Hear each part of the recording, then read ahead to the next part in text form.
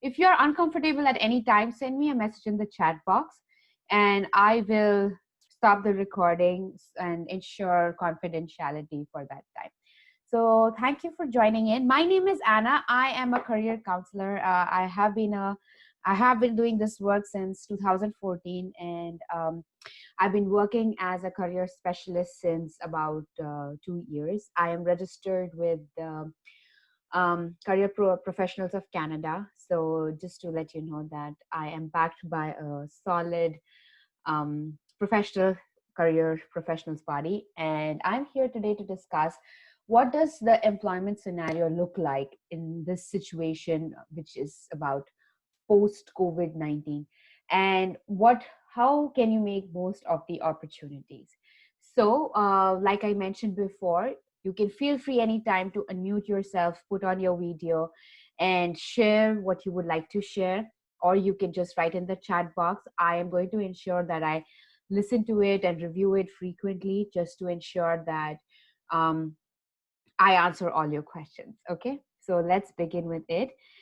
So what we're going to cover today, so one of the big things that I feel is that we still lack understanding of how has COVID-19 affected the job market. And more than understanding, I feel that we lack proper resources. So I'm going to help you take a look at that and find out where you can find these authentic resources, and never rely or second guess about information that you may have randomly picked up from the internet. Um, uh, I'm also going to talk about safety precautions. So let's say if you're going back to work, what are some things that will be the new normal? At least till there is a vaccination that is not available. So we will also be talking about this new normal that COVID-19 has brought for us.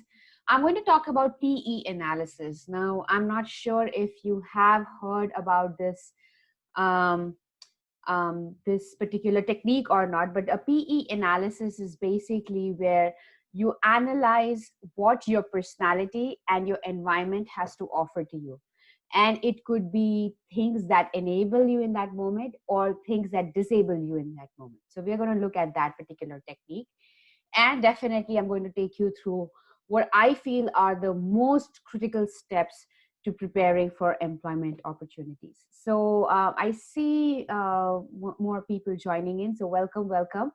And this session will be recorded, just to let you know. So if you have any questions, feel free to unmute yourself at any time. If you have any questions and you can't unmute yourself, please write it in the chat box. I'm going to ensure that I check it all the time. Okay, so moving ahead. Now, how has COVID-19 affected the job market? And when I'm talking about this, I'm talking very specifically about the Canadian job market.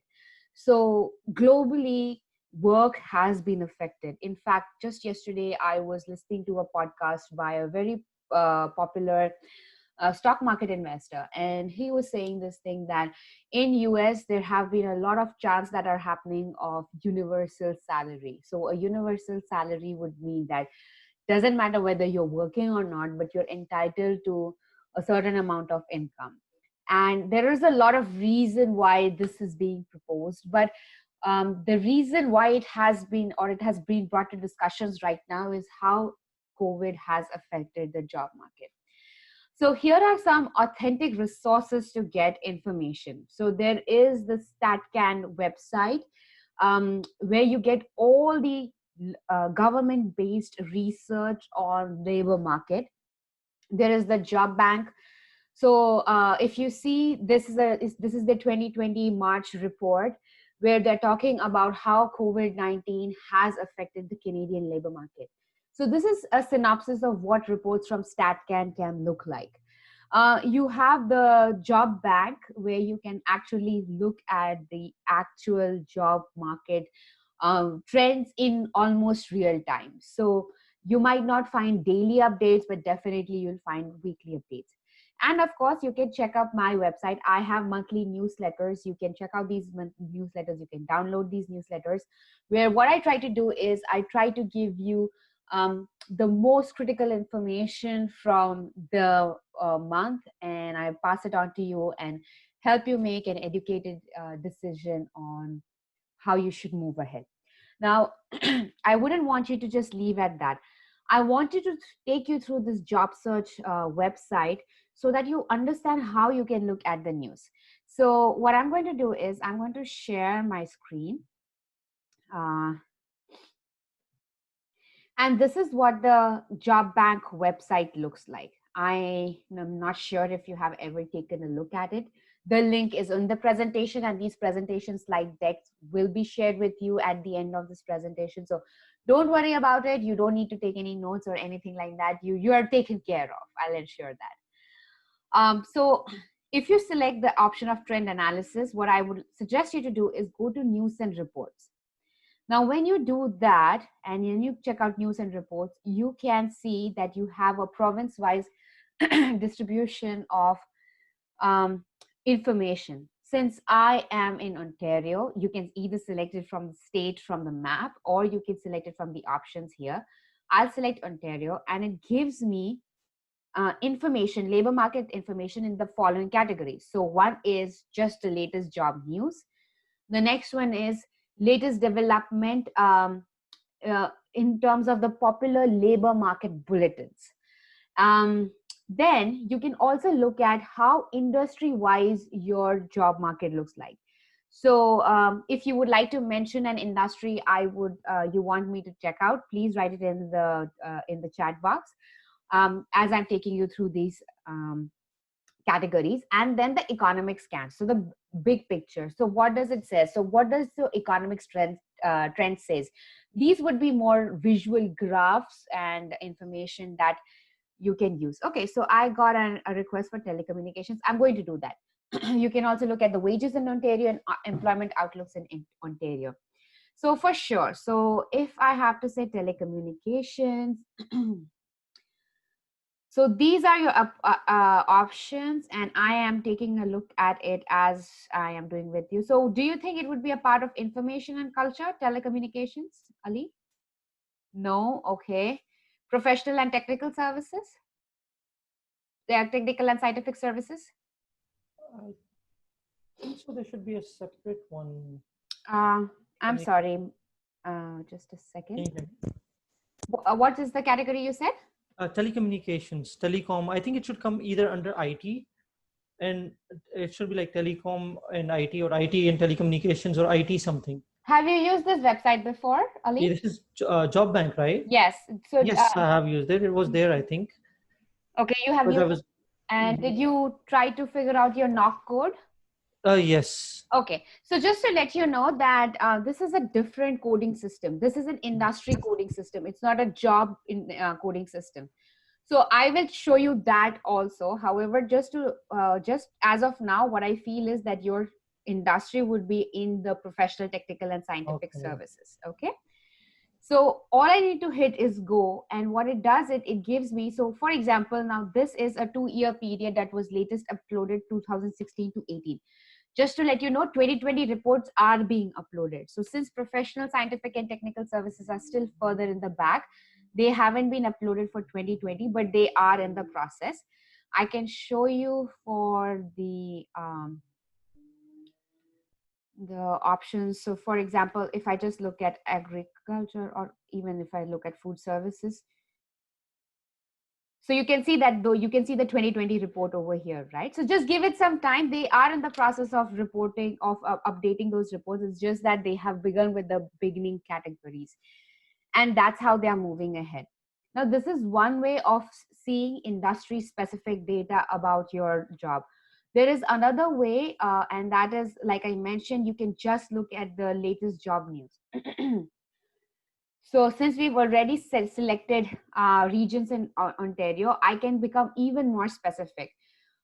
So since I am in the Toronto region, if I select Toronto and just update news list, what it does, it gives me news that is very, very specific to information from Toronto. So if you see, the latest news is updated in June 4th. So that's what I said, that you might not see a daily update, but you will see weekly or bi-weekly updates for sure.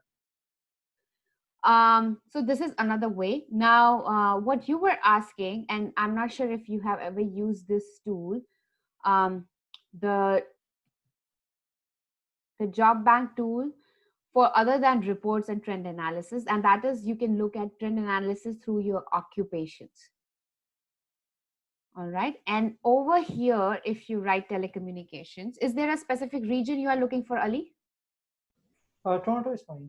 Okay. So telecommunications, there is engineer, operator, line tester, contractor, supervisor, technician, salesperson, cable repair. There are so many options. Do you remember the knock code that you were It familiar will with? be either manager or engineer. Okay. Do you have a PEO, a registration with the Professional Engineers of Ontario? No. Okay. Telecommunications does not require it, as per my understanding. Okay, no Because worries. uh, So this is just like working on the equipment, not like repairing any like hardware or something like this. sure, no worries. So if I just take the engineer part then, and if I look at Toronto and just do a search, then I have like all the description. So what does the job prospects look like? What kind of education is required? And over here, we can clarify whether or not you need a registration or not. So if I just go to requirements, it will show that this is a if you want to be called a computer engineer, except for software engineers and designers. Again, if you're coming under the category of software engineers and designers, then you are not obliged to register with PEO. But if it is any other discipline of computer engineering, then you are obliged to register. Okay. Any questions that you have? Okay. So does this mean I have to be registered if I want to work as a telecommunications engineer? Okay, so Ali, just a little bit about your background. Tell me, are you already in Canada? Yeah, I am actually already in Canada, but Uh-huh. I have not worked here till now because I came here right across the time everything shut down. Okay, so what have Yeah. you been doing since? Certifying, skilling up. Okay, okay, and what kind of certifying have you done? I've done the cloud for Oracle. Mm-hmm. I've done design thinking by IBM. I'm Mm-hmm. working on blockchain on a separate one. I'm working on AWS as well. Right. So from what you just mentioned, they all sound to be software based skills. Yes, So but so that's what I'm saying. If you are getting classified in software engineers and designers, and that's the two things that you said, that you're working with softwares and designers, then you are not obliged to register with PEOs. oh, okay.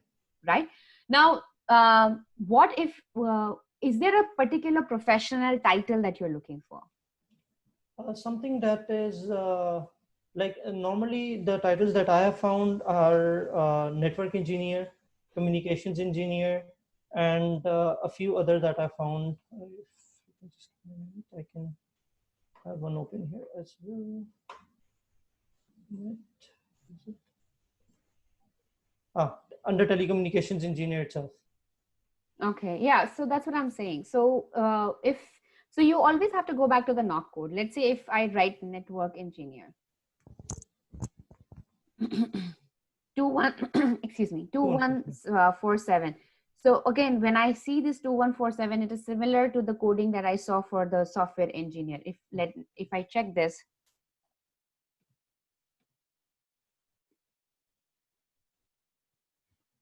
I'm sure it is going to show me the same Same thing. Yes. requirements, because the jobs and everything else that it showed was exactly the same. So that's because the knock code is same. Now here is another free tip for you. When you use this website, and if you go to the description section in this website, um, underneath the description you'll see job titles. Now let's say if you hear if you hit a roadblock in terms of you're using the terminologies of telecommunications engineers or a network engineer, but you're not finding anything, here are some other titles that you can use for your job search, right? Okay. And because you are searching the related professions, so let's say if you're only specifically looking for roles as a software engineer and designer, then or a web designer and developer, then these are very specific occupations that you can explore from this link only, right? Okay, I hope you find that helpful. So moving ahead, so this is where I always suggest people that this is where you get authentic information from, and rather than me telling you or you relying on somebody else to explain to you if this information is valid or not, I will always direct you to government websites. So once again, so StatCan, job bank, and obviously if you want to get like a synopsis of things that is going on in the labor market, then you can always download the monthly newsletters that I post. All right, awesome. Okay, so safety precautions. Now, like I said in the beginning, there will be a new normal that COVID-19 has brought in. And it doesn't matter if your work is whether when you're seeing clients often or whether you're just working by yourself, there is a new normal that is going to take place. So, what should you do to follow this new normal? First of all, familiarize yourself with the workplace instructions and the workplace guidelines on how to keep yourself safe and your colleagues safe during this new normal situation. Second is ask questions to clarify instead, and this is not just for COVID and safety, but anything else in Canada. It is encouraged that you ask questions rather than just assume that this is what is expected of me. Second guess yourself and then probably get questioned that why did you do what you do. So and obviously one big suggestion is if you can follow the ccohs.ca guidelines, which is basically the organization in Canada that talks about how to maintain workplace safety. So this is a poster that you will very commonly find in workplaces right now, which is talking about how you can prevent the spread of infection. um, some of the things that you will need to follow is regularly disinfecting the surface or your workstations you're working at. You will need to ensure that if you have any symptom of flu or any flu-like symptoms or sickness, you'll have to ensure that you do not come in your workplace at all, instead of coming and then going back. And for sure, the 2 meters distancing rule with in some cases also the face masks will be in place. So this is some safety precautions and some new normal that you will be going back to. Now the analysis. So this is what I was talking about. So you need to be very clear about how your personality interacts with your environment. What are the things that are going to work really well for you, and what are the things that could not work well for you, and so you are making yourself aware of that and taking care of it beforehand. So just to give you some examples, number one is what are your strengths? So your strengths could be your education, your training, your interests, the experience that you have, the transferable skills that you have. And I think the last point is the most important. In Canada, if a potential employer has accepted your resume, believe me, out of the 10 questions they ask you in an interview, 9 of them will be based on your transferable skills, and maybe one would be hardcore technical question. The reason is because if they have gone through your resume, they have ensured that you are technically viable, and they have seen your technical viability through your resume. Now they want to check what is your interpersonal viability. How do you work with others? How would you work in their specific work environment?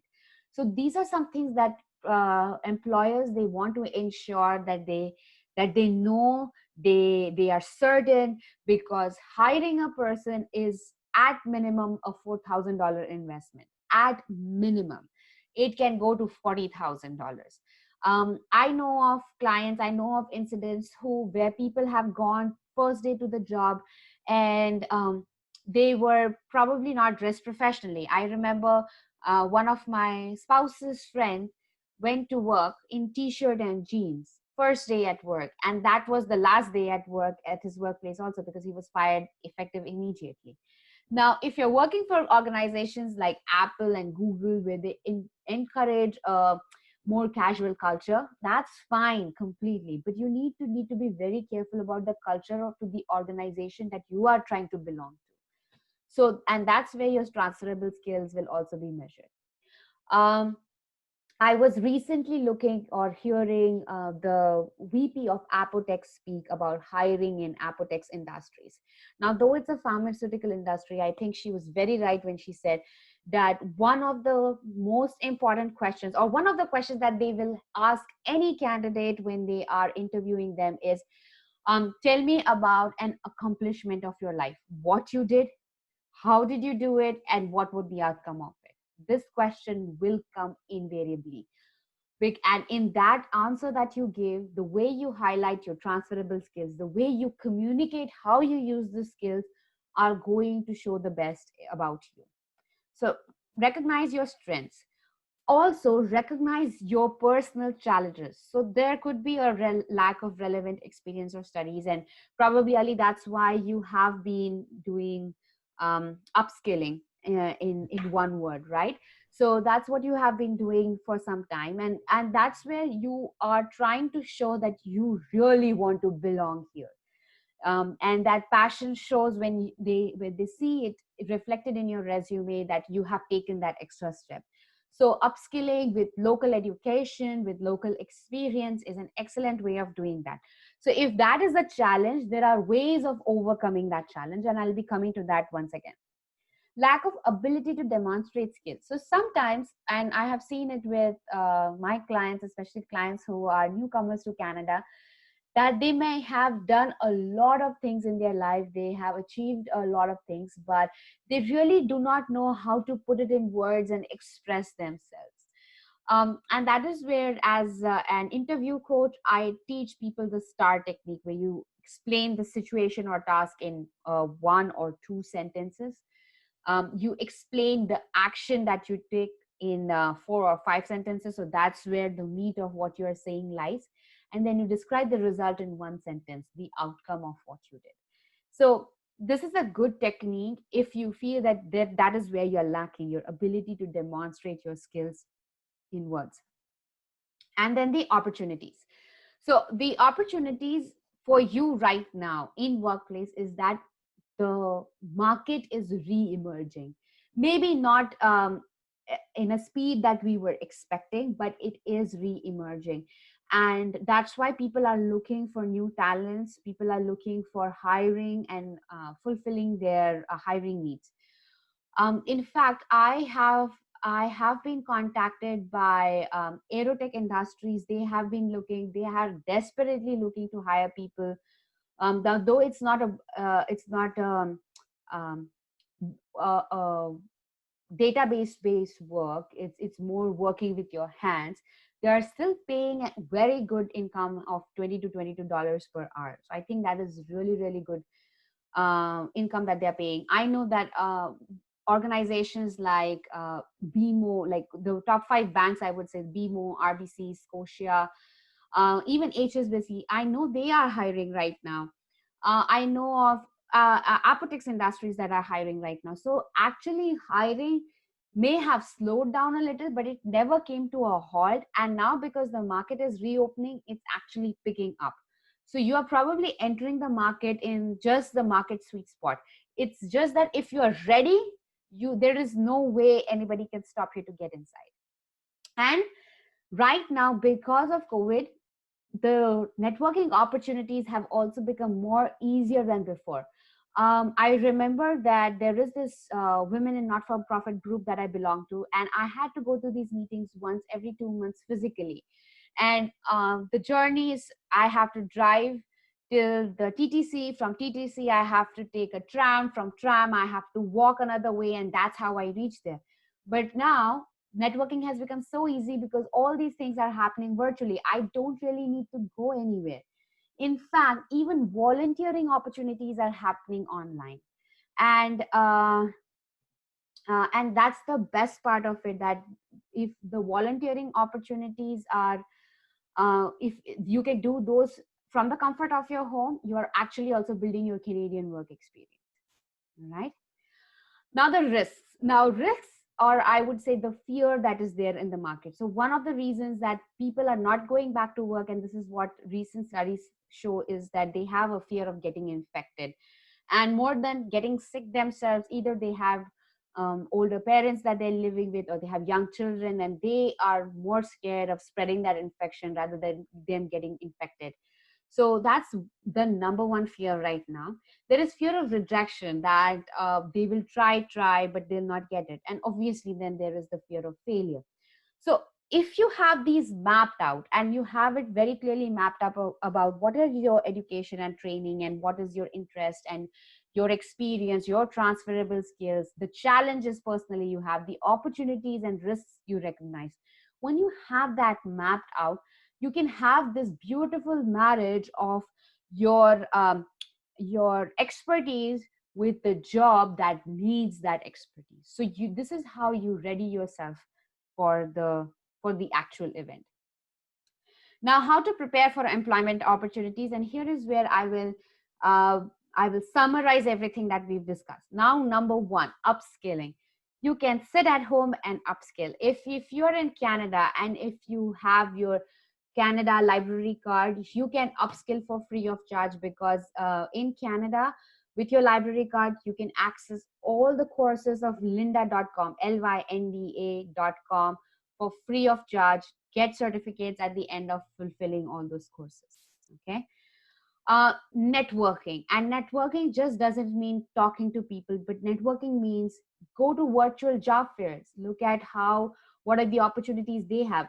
It could be virtual job fairs only for, let's say, a customer service role, but what happens is that you start practicing your muscles of interacting with people, of talking to people, of introducing yourself to people, of having an elevator pitch. I'm not sure if you have heard about this terminology before, but this is just that one or maybe one two sentences about yourself that you can use under 30 or at least under 60 seconds, or at the most under 60 seconds, and introduce yourself to a potential employer or anybody else who you could be introducing yourself to in a professional environment. You can also network by requesting people for informational interviews. And right now, again, because of COVID, things have become so easy. You have a LinkedIn page, you are following somebody. So let's say, Ali, in your case, let's say you find somebody in my group who is a AWS architect, and that's a kind of profession you want to follow. So you can always connect with me and request to make an introduction. I can happily make those introduction, and then you can request that person for an informational interview, very specific. I have a few questions, could you please answer them? I'd really appreciate it. So it's as simple as that. And those questions then should be very critical. It should be regards to that, oh, I want to know about what are the most important skills in this industry, what are the employment opportunities in this industry, what are the beginner roles in this industry. So those are some of the questions that you can ask in those informational interviews. And these interviews are technically somewhere between 10 to 20 minutes, because you are respecting the professional's time also.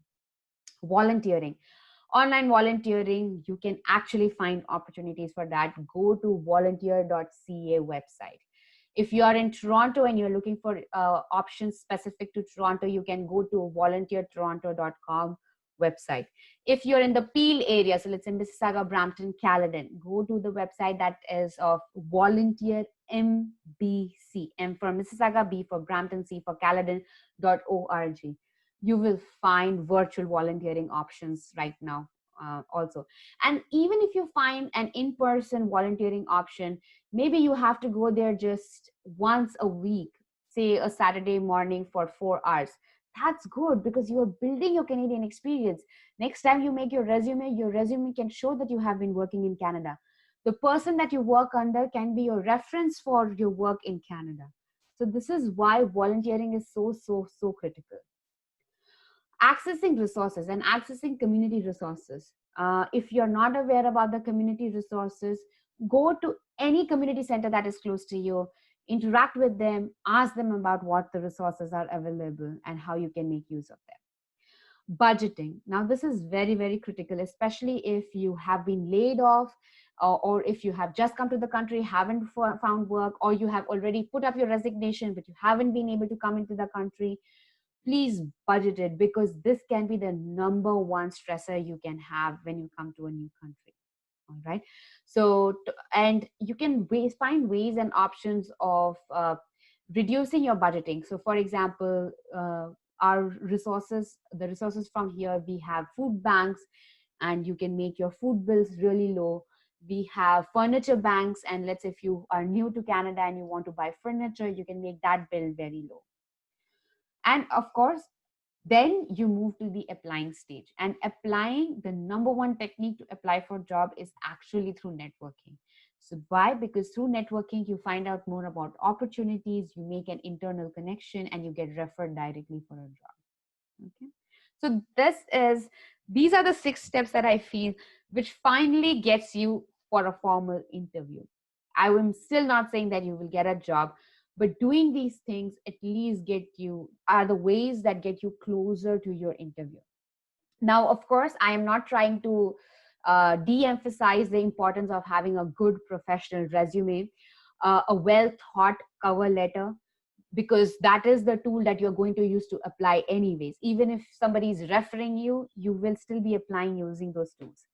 But doing these steps can only make your application stronger, and that is why I'm recommending these steps to you. Okay, any questions? So this is the time you can go crazy on the chat, you can put on your microphones, and you can ask me any questions you want.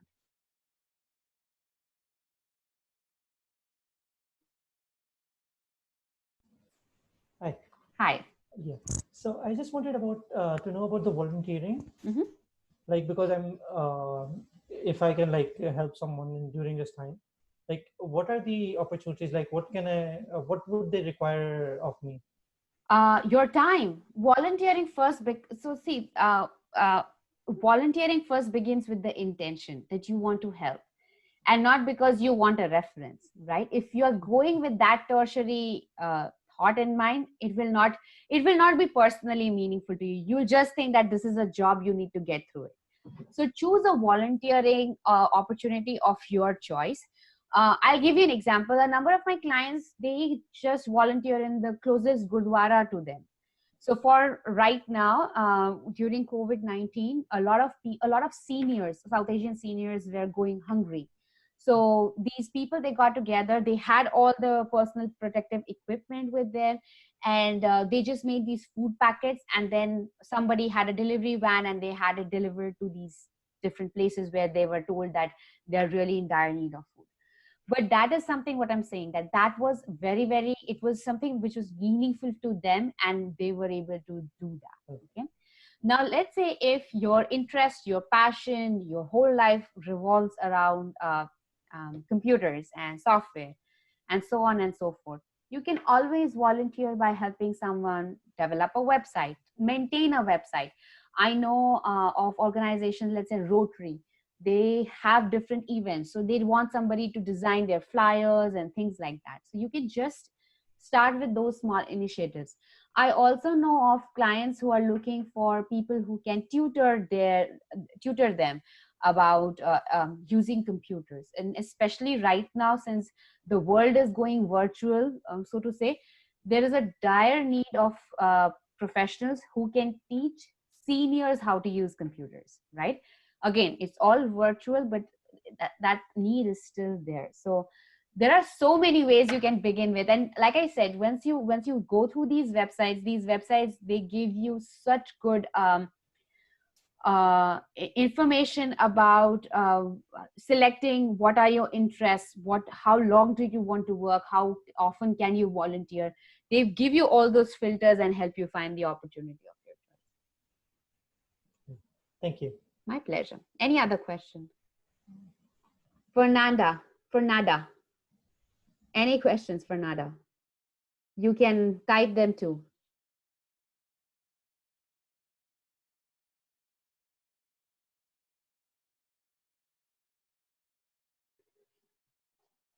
Well, okay.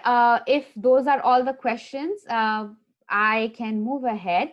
These are some of the other services I do other than Canada Career Conversations. So I have a free career discovery call where we book 30 minutes of appointment, so that we just have a talk about what does your career, what is next for your career. I have excellent professional coaching packages. I have excellent career coaching packages. So um, I have both the packages as well as the independent tools, and I also do the skills building workshop. So let's say if you feel that your communication skills or your interpersonal skills or your email writing skills are not up to the mark, and you just want to work on those very specific soft skills, just something that gives you that slight edge to become better at your workplace, I do all of that. So that's about from me. If you'd like to connect with me, here are all the ways you can connect with me. You can find me on my website for sure, my email address, my LinkedIn, my Facebook. I have YouTube videos. In fact, this session today of ours will also go on YouTube videos. So you can feel free to check that out. And I'm also there on Instagram. So thank you so much, guys, for joining in today. And if you have any questions, if you have any feedback, I'm all ears to have them. And I do these sessions third Saturday of every month. So if you'd like to join in for a new topic next month, please do join in. And in the meanwhile, if there's any way I can help you, feel free to connect with me. Thank you. Thank you.